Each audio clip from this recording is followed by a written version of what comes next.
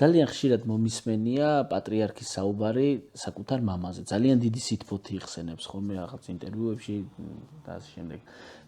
ბევრჯერ გქონიათ პატრიარქთან შეხვედრის პატივი. თქვენთან თუ გაუხსენებია მამა? პატრიარქი ყოველთვის მისი უწმინდესობა მშობლებს განსაკუთრებით იხსენებდა და იხსენებს ხოლმე. პირველი რასაც ამბობდა, რომ სურათები ჰქონდეთო იმ მშობლებისო და დაელაპარაკეთ ხოლმე რაცა რამე გაგიჭირდებათო შინ იქიდან შეგეწევიანო. პატრიარქი ყოველთვის ხაზს უსვამდა იმას, რომ მამა კაცრი იყო, მაგრამ ამავე დროს იყო ძალიან სამართლიანი და სწორედ იმ თვისებებს, რაც ვაჟკაცს კაცს უნდა ჰქონდეს, აი მამა იყო ამაში მთავარი როლის შემსრულებელი გიორგი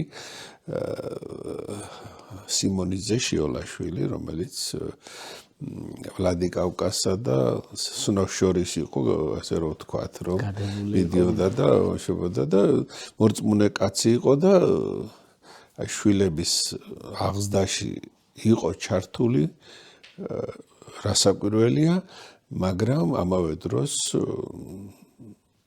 ყველაფერს აკეთებდა იმისაც, რომ მცირე თავისუფლებაც ჰქონოდათ. ძალიან დიდი სიყვარულით იხსენებდა ყოველთვის პატრიარქი თავის მშობლებს.